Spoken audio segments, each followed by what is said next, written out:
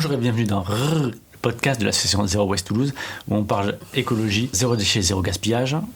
Et aujourd'hui, pour m'accompagner, je suis avec Anne Fleur, le grand retour d'Anne Fleur.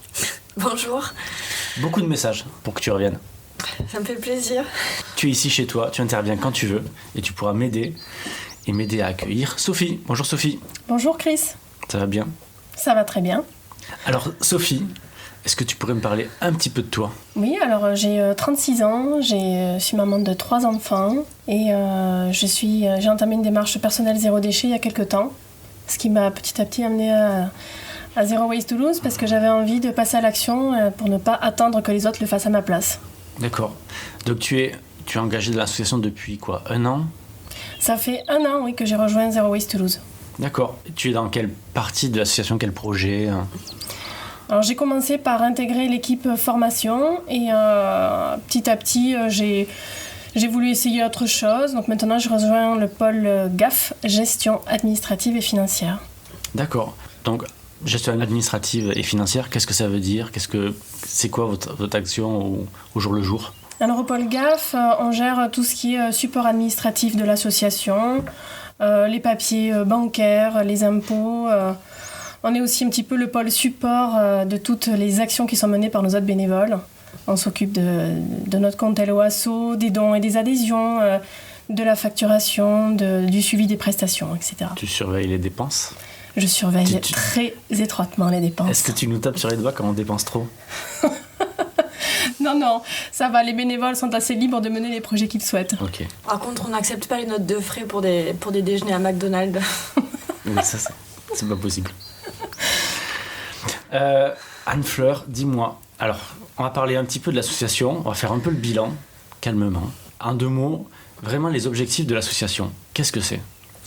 C'est de promouvoir par tous les moyens la démarche zéro déchet gaspillage et à tous les niveaux, pas uniquement auprès des citoyens, mais également au niveau collectif, auprès des autorités publiques, auprès des entreprises professionnelles. En gros, l'idée, c'est de favoriser le passage à l'acte de tous les différents acteurs de la société pour aller vers une société beaucoup plus durable, avec beaucoup moins de gaspillage de ressources et beaucoup moins de déchets. Ok, donc 2020, c'est fini, c'est derrière nous. On va quand même faire un petit peu le bilan. Donc nos actions, évidemment, elles ont continué, malgré la Covid, mais ça les a évidemment affectées. Qu'est-ce qui a pu continuer? Qu'est-ce qui a dû s'arrêter? Je dirais le plus dur peut-être, ça a été... on est une association avec beaucoup de liens entre les bénévoles. Et du coup, forcément, ça a été dur d'avoir moins de moments conviviaux dans la vie réelle. Donc on a tous très hâte que ça recommence, mais on a réussi à maintenir les liens, à accueillir du mieux qu'on pouvait les nouvelles personnes. Mais c'est quand même une partie importante du bénévolat, donc c'était un peu dur. Mais sinon, on n'a eu quasiment aucune prestation. Elles ont quasiment toutes été annulées. En revanche, on a essayé du mieux qu'on pouvait de maintenir nos événements. Alors les prestations, en 2 mots, qu'est-ce que c'est pour ceux qui ne savent pas?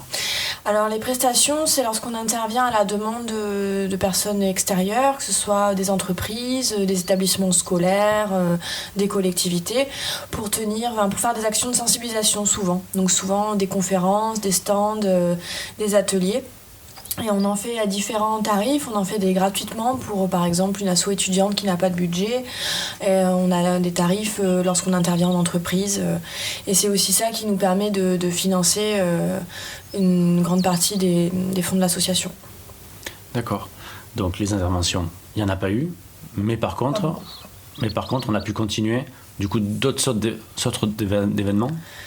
Oui, après le petit passage à vide du premier confinement qui a choqué un peu tout le monde, on a réussi à reprendre nos after-work en distanciel, pardon.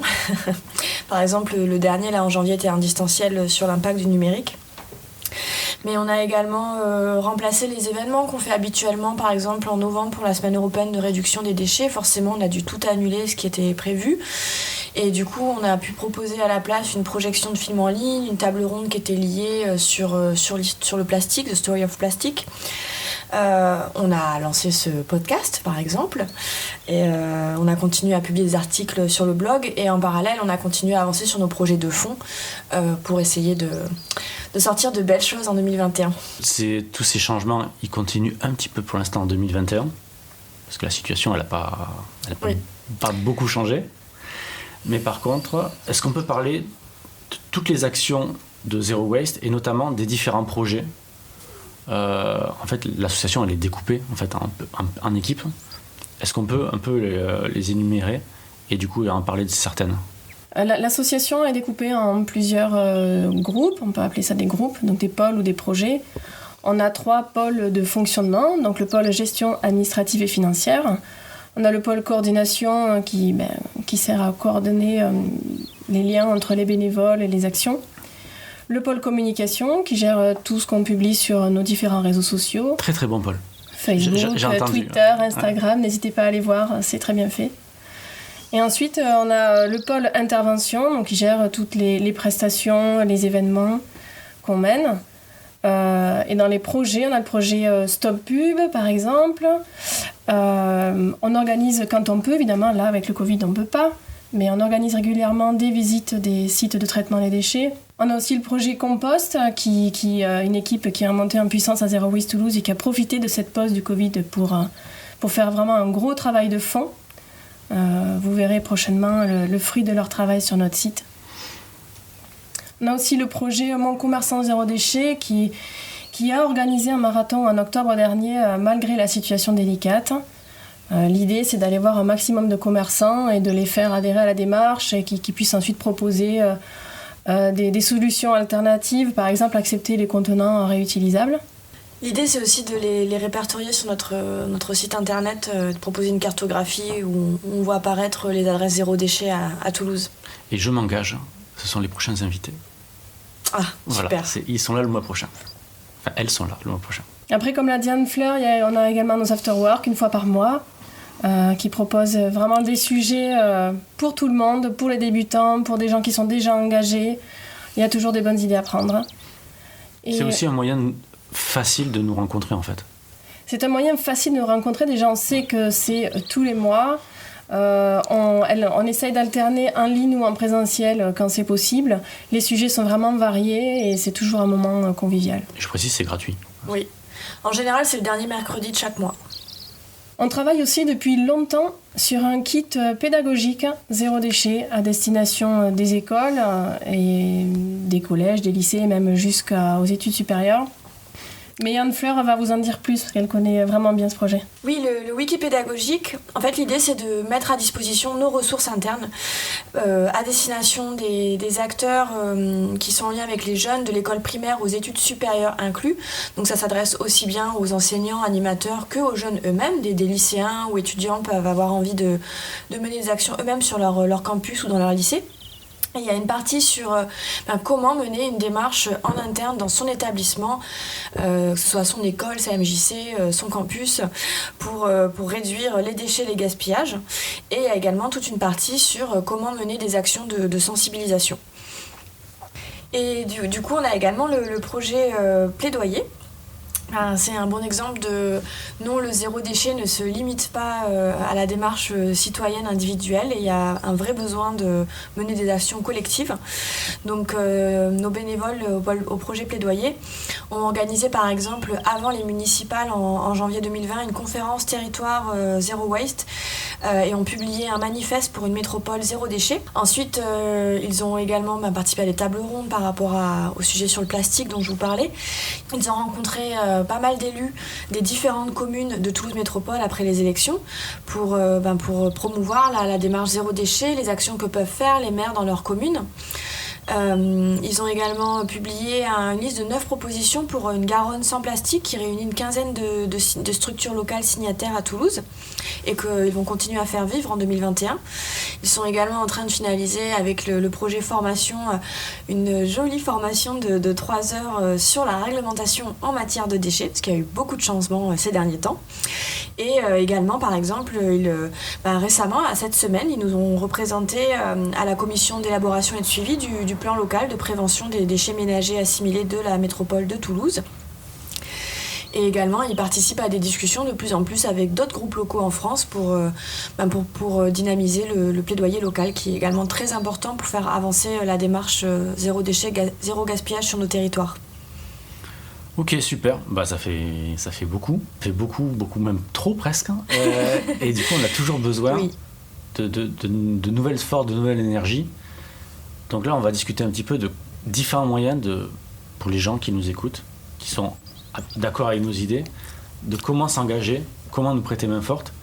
J'ai envie de dire, déjà, il y a un moyen tout simple, c'est déjà de nous suivre sur les réseaux sociaux, de nous suivre, de partager ce qu'on publie, de participer aux discussions. C'est déjà vraiment beaucoup nous aider. De cliquer sur j'aime. C'est ça, un petit j'aime, de mettre des petites étoiles sur iTunes, voilà, tout ça. C'est vraiment parce que ça nous donne un nombre plus important, nous donne une influence aussi plus importante auprès des institutions. Ils voient qu'il y a une communauté importante, donc ça compte. Il ne faut pas le sous-estimer. Et d'ailleurs, merci beaucoup à toutes les personnes qui nous suivent sur les réseaux sociaux. Vous êtes plus de 6000 maintenant sur Facebook et ça fait chaud au cœur. Il y a Facebook, Instagram, Twitter. C'est les 3 réseaux qu'on utilise le plus.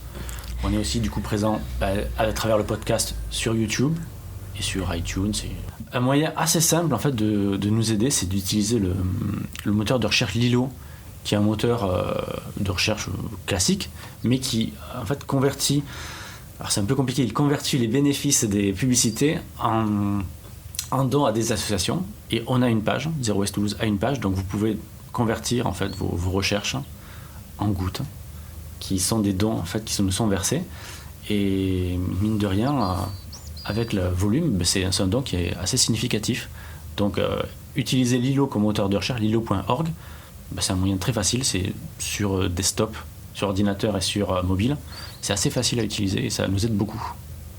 Et on a une belle infolettre mensuelle. On ne vous spamme pas, c'est une seule fois par mois où on vous donne les nouvelles de l'asso et du zéro déchet en général. Il suffit d'aller sur notre site internet, côté droit, et vous pouvez vous inscrire pour la recevoir une fois par mois. J'en profite. Sur notre site internet, c'est un peu la base centrale où il y a toutes nos infos. Et c'est de là qu'on peut adhérer et rejoindre l'association. Donc, est-ce que vous pouvez nous en dire plus sur ces 2 moyens, en fait, ces 2 nuances? Adhérer et rejoindre. Alors oui, quand on veut rejoindre l'association, on peut déjà commencer par se renseigner un peu en participant à une première formation dispensée par notre projet formation. Ça nous permet de nous imprégner de la démarche, de la comprendre. Et par la suite, on peut suivre une deuxième formation qui, là, explique beaucoup plus en détail le fonctionnement interne de l'asso. Et à l'issue de ces 2 formations-là, on peut devenir bénévole de l'association Zero Waste Toulouse. Bénévole ponctuel, bénévole régulier, en fonction de nos disponibilités, de notre envie et des besoins de l'association, qui sont malgré tout toujours importants. Après, être bénévole, c'est pas la seule manière de nous soutenir. On peut aussi tout simplement adhérer. L'adhésion, c'est certes un soutien financier au moment de l'adhésion, mais c'est surtout un moyen de nous aider à faire porter notre voix plus loin, plus haut et plus fort. Et ça nous donne beaucoup de légitimité auprès notamment des pouvoirs publics et des décideurs. Et lorsque vous adhérez, vous pouvez nous faire soit un don ponctuel, et vous pouvez également, depuis le mois de mai dernier, nous faire un don mensuel, ce qui participe à un soutien du coup plus régulier et qui facilite aussi la gestion pour nous, et en plus qui nous permet de garantir notre indépendance financière, ce qui nous tient énormément à cœur. Donc pour vous donner une idée, 25 € de dons, ça nous permet de financer un kit d'intervention. 50 €, ça nous permet de financer la première étape des formations des nouveaux bénévoles. Et l'équivalent de 1 café par jour, ça fait un don mensuel de 20 € par mois et c'est vraiment énorme pour l'association. Okay. Et du coup, lorsque vous faites un don, qu'il soit ponctuel ou mensuel, nous sommes considérés comme une association d'intérêt général, donc c'est déductible à 66% pour les personnes qui sont imposables.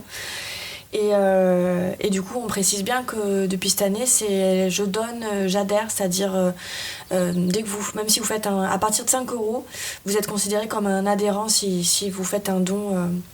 Et pour ça, il vous suffit d'aller sur notre site internet tout en haut à droite et vous cliquez sur adhérer en jaune et en brillant et ça vous amènera directement sur la page pour faire ça.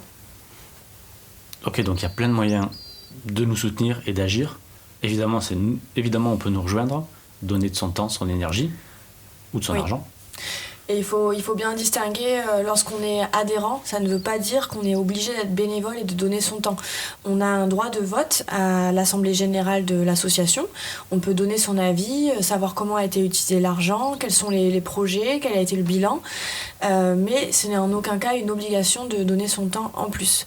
Mais en revanche, c'est un moyen vraiment important de nous soutenir, à la fois parce que, comme on vous disait, ça nous permet d'amplifier notre voix auprès des services publics, des décideurs, de promouvoir la démarche, mais c'est également un soutien financier très utile pour mener nos actions.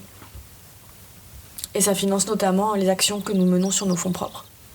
Super, donc même confiné, la lutte continue. Merci beaucoup Anne-Fleur, merci beaucoup Sophie. Merci Chris. On se revoit le mois prochain. Avec plaisir. À bientôt. À bientôt. Au revoir.